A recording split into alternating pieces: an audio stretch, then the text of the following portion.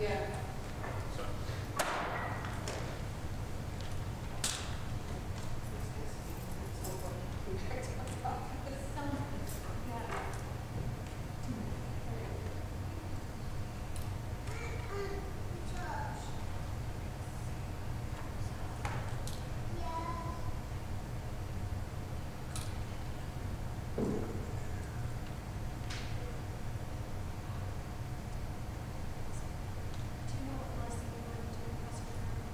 What lesson? Oh, lesson?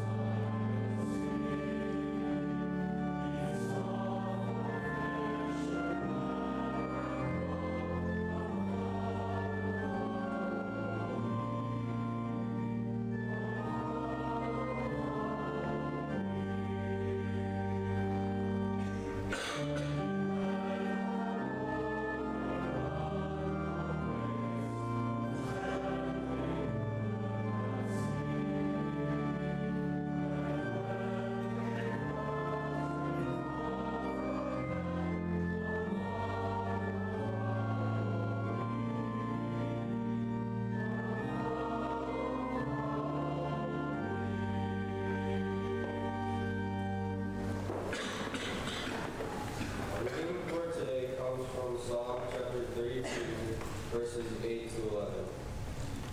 I will instruct you and teach you in the way you should go. I will counsel you with my loving eye on you. Do not be like the horse or the mule, which have no understanding, but must be controlled by bit and bridle, or they will not come to you. Many are the woes of the wicked, but the Lord's unfailing love surrounds the one who trusts in him. Rejoice in the Lord and be glad, you righteous. Sing, all you who are upright in heart. This is the word of the Lord.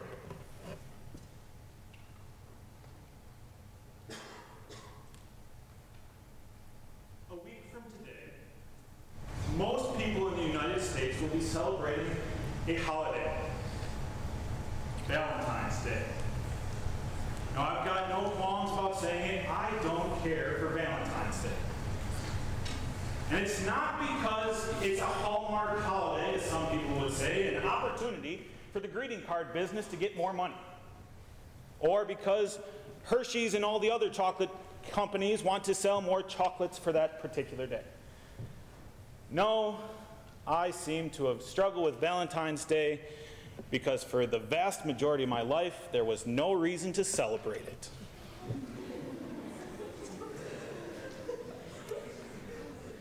And on top of that, it always seemed like any time that something bad would happen, it sure could happen on Valentine's Day.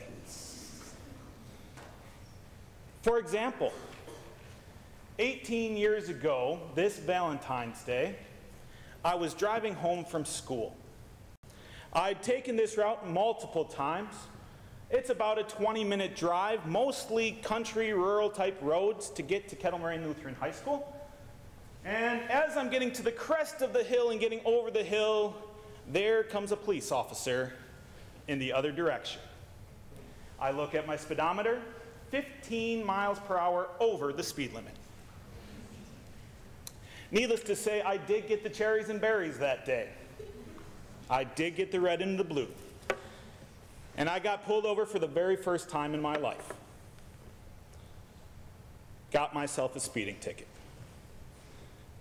But you know, it wasn't the speeding ticket that was the biggest issue. Because I would go on multiple times, about 20 by my count, that I've been pulled over by the police officers. With multiple tickets and multiple warnings. No, it wasn't the police officer pulling me over that was the worst part of that day. The worst part of that day was the fact that I'd have to go back just a few days prior. I was driving out to my high school for a choir concert. Actually, I wasn't the one driving. My dad was. And I look over at the speedometer and I say, Dad, you know you can go faster down this road. There's never a police officer down this road. I've never seen one. Less than a week later, I saw the first police officer I've ever seen on that road. I've never seen one on that road since. But at that time when I said, Dad, you can go faster because there's no reason to worry. He turned to me and he said, you know, just a couple of days ago, one of our members got pulled over on this same stretch of road. Got a speeding ticket. He gave me the warning. He gave me the guidance.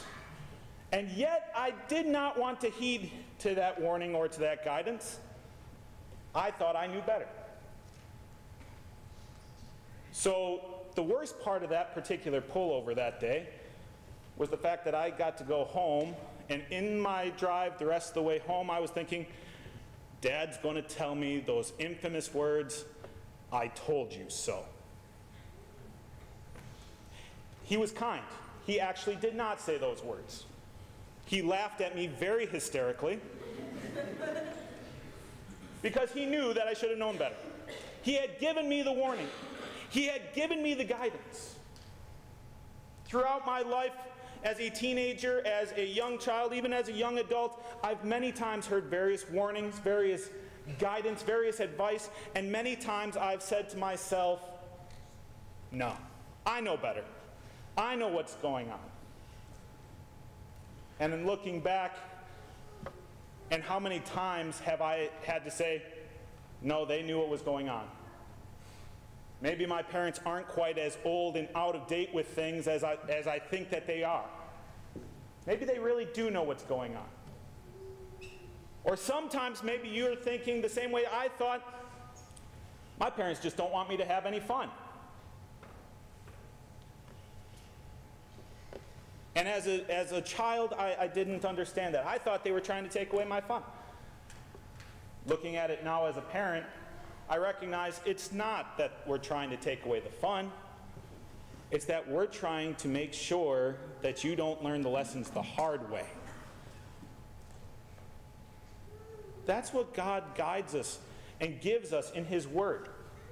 He gives us the guidance. He gives us those warnings. He gives us the clues as to how we are to live. But how often are we not like that young Eric Shoreline and say, I know better. I know what's best for me. God, you can't take away my fun. Why are you doing this? Why would you give me such laws? Why would you give me such rules to obey? Well, it's because of where He's coming from. He's coming from a place of love. He wants what's best for us. We've seen that this week in chapel, when we see what God's will is for us and what God desires for us. We've seen how God desires that all men should be saved and come to a knowledge of the truth. We've seen how God wishes to bestow blessing upon blessing for us. So God's guidance, His warnings, they come from a place where we know that He has our best interest at heart, that He wants us to be with Him. David, in this psalm that we have for today, first started off in the beginning of this psalm asking God for forgiveness. It's one of his penitential psalms, probably dealing with his adultery with Bathsheba. And he's seen the consequences that he has. But he goes on to tell us and to share with us his warnings. But he also goes to show what forgiveness he has and the joy that he has in that forgiveness. That forgiveness where he says that many are the woes of the wicked, but the Lord's unfailing love surrounds the man who trusts Him. What blessings we have in that forgiveness. So we heed to the instruction of the Lord as He tells us, I will instruct you and teach you in the way you should go. I will counsel you and watch over you. We are constantly giving those blessings. We see what the Lord wants for us, that He wants to guide us on that path to peace. And as we stand in that forgiveness, we stand there upright in the Lord's eyes, righteous in the Lord's eyes. So let us then, with David, at the end of this psalm, when he says, rejoice in the Lord, be glad, you righteous. Sing, all you who are upright in heart. Let us continue to do that always, knowing that the Lord's will, His guidance, His warnings is there for us so that we too may stand in that joy of forgiveness, to know that we too will one day be with Him in heaven. Amen. Please stand for prayer.